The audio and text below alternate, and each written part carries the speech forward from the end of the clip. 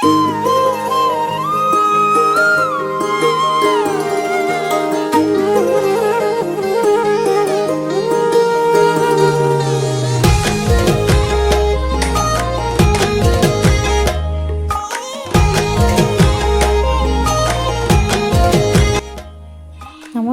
সকলোকে পুনৰবাৰ মোৰ চেনেললৈ স্বাগতম জনাইছোঁ। আজি আন এটা ভিডিঅ'ৰ সৈতে আৰু ভিডিঅ'ৰ পোনপ্ৰথমতে সকলোকে ভোগালী বিহুৰ বহুত বেছি শুভেচ্ছা জনালোঁ। হয়তো এতিয়া ভোগালী বিহু পাৰেই হৈ গৈছে, তথাপিও দেৰিকৈ হ'লেও সকলোকে শুভেচ্ছা জনাইছোঁ।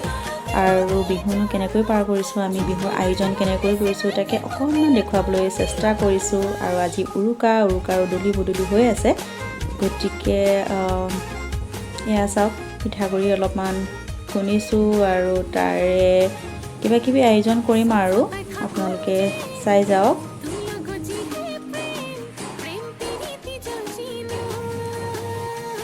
পিঠাগুড়িখিনি খুন্দি অলপ ৰ'দত দিছোঁ, ৰ'দত দি পেলাই তাৰপিছত পিঠা বনাই ভাল লাগে। আজি যিহেতু অলপ ৰ'দটো চোকা যেন লাগিছে, সেইকাৰণে অকণমান ৰ'দাই দিছোঁ। পিঠাগুড়িখিনি হৈ গ'ল মোৰ।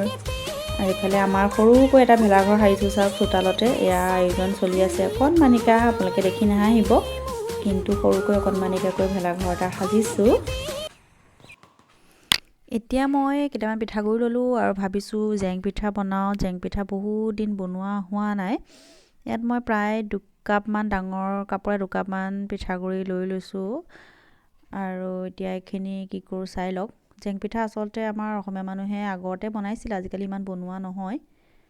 মই ভাবিলোঁ আজি ছোৱালীজনীক বনাই পেলাই দুটামান দেখুৱাওঁ, খুৱাই চাওঁ কেনেকুৱা পায়। ইয়াত মই সোৱাদ অনুসৰি নিমখ দি দিলোঁ। পিঠাগুড়ি অনুসৰি আপোনালোকে নিমখ দিব আৰু আধা চামুচ বেকিং পাউডাৰ দি দিছোঁ। আধা চামুচ আৰু অকণমান বেছি হ'ব, কিন্তু এচামুচতকৈ কম বেকিং পাউডাৰ দিছোঁ। আৰু এতিয়া আপোনালোকে এইখিনি পানী দি এনেকৈ মিক্স কৰিব লাগিব। পানী দি অলপকৈ পানী দি বেটাৰটো বনাই ল'ব। আৰু একেবাৰে ডাঠো হ'ব নালাগে আৰু বেছি পনীয়াও হ'ব নালাগে। মই দেখুৱাই দিম আপোনালোকক কিমানখিনি হ'ব লাগে জেং পিঠা বনাবলৈ। যিহেতু বিহু, বিভিন্ন ধৰণৰ পিঠা বনাই ভাল লাগে নহয় জানো। কিন্তু চৰি, ভিডিঅ'টোত মই বহুত বেছি দেখুৱাবই নোৱাৰিলোঁ। আচলতে বিহুৰ সময়ত ইমান ব্যস্ততা। এইটো চাওক, বেটাৰটো ইমানখিনি হৈ গ'লে ৰেডি হৈ যায় আৰু। এতিয়া ইয়াত মই দিম অকণমান ৰিফাইন, 1 চামুচ ৰিফাইন মিক্স কৰি দিব। ৰিফাইনটো মিক্স কৰি দিলে পিঠাটো ভাল হয়। আপোনালোকে যদি ৰিফাইন নাথাকে কোনো কথা নাই, মিঠাতেলো দিব পাৰে। আচলতে বিহুৰ কেইদিন বহুত বেছি ব্যস্ততা হৈ গ'ল আৰু বহুত ভাগে ভাগে বহুতবিধ পিঠা আৰু বনোৱা হ'ল। গতিকে গোটেইখিনিয়ে ভিডিঅ' কৰিবলৈ মোৰ মানে সময়েই নহ'লে আৰু সম্ভৱো নহয়। গতিকে যিমানখিনি কৰিব পাৰিলোঁ তাকে দেখুৱালোঁ আৰু বাকীখিনি কৰিব পৰা নগ'লেই। এতিয়া এইখিনি ভালকৈ কেইবাৰমান মিক্স কৰি ল'লোঁ আৰু আধা ঘণ্টামানৰ কাৰণে এইখিনি মই এনেকৈ ৰাখি দিওঁ। আধা ঘণ্টামান হৈ গ'ল। এতিয়া এইখিনি বেটাৰটো উলিয়াই ল'লোঁ। উলিয়াই মই আকৌ এবাৰ ভালকৈ লৰাই লওঁ, কাৰণ যিহেতু পিঠাগুড়ি হয় এইখিনি তলত পৰি যায়। গতিকে এনেকৈ ভালকৈ লৰাই ল'ব। এতিয়া ইয়াক বনাবলৈ ৰেডি কৰোঁ। হাতত সময় নাই, কাইলৈ বিহু, গতিকে বহুত বেছি কাম আছে, কি যে কৰোঁ। ইফালে মই এখন পেন পাতি দিছোঁ চাওক, পেনখন গৰম হ'বলৈ ৰাখি দিছোঁ। মই এখন নন ষ্টিকৰ টেৱা লৈছোঁ, কিন্তু আপোনালোকৰ ওচৰত যদি নন ষ্টিকৰ টেৱা নাই তেতিয়াও কোনো কথা নাই, মই দেখুৱাই দিম কি কৰিব লাগে। এতিয়া এটা মই এনেকুৱা পাইপিং বেগ লৈছোঁ। মোৰ এইটো পুৰণা হৈছে, যিহেতু মই ব্যৱহাৰ কৰিয়েই থাকোঁ কেক বনাবৰ কাৰণে। গতিকে আপোনালোকৰ নতুন থাকিলে লৈ ল'ব, নহ'লে কোনো কথা নাই। আপোনালোকৰ যদি পলিথিন থাকে, তেনেকুৱা পলিথিন বা কিবা পেকেটত, গাখীৰ অনা বা কিবা পেকেটত এনেকৈ চুকটো কাটি লৈ হৈ যাব। আৰু এতিয়া মই এইখিনি দেখিছেনে, বেটাৰটো এনেকৈ ভৰাই ল'লোঁ ইয়াত। ইফালে মোৰ টেৱাখনো গৰম হৈছে দেখিছে, আৰু মোৰ এখনো টেৱাখন যদিও নন ষ্টিকৰ অলপ পুৰণা হৈছে। গতিকে মই কি কৰিছোঁ চাওক, এটা বাতিত এনেকৈ ইমানখিনি ৰিফাইন লৈ লৈছোঁ। ৰিফাইন বা মিঠাতেল ল'লেই হ'ল। আপোনালোকে মিঠাতেল থাকিলে মিঠাতেল ল'ব, নহ'লে ৰিফাইন ল'লেও ল'ব পাৰে। আৰু তাত এতিয়া মই পানী অকণমান দি দিছোঁ আৰু এই মিশ্ৰণটো ভালকৈ মই মিক্স কৰি ল'ম। এনেকৈ মিক্স কৰি ল'ব। আপোনালোকে যদি এনেকুৱা ব্ৰাছ নাথাকে কোনো কথা নাই, সৰু কাপোৰ এখন দিও মিক্স কৰি ল'ব পাৰে।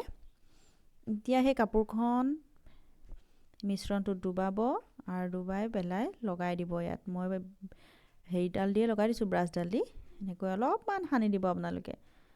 তাৰপাছতে আপোনালোকৰ যি টেৱাই নহওক সেইখন নন ষ্টিক হৈ যাব। এনেকৈ লগাই দিব আৰু গেছৰ ফ্লেমটো হাই ফ্লেমতে ৰাখিব।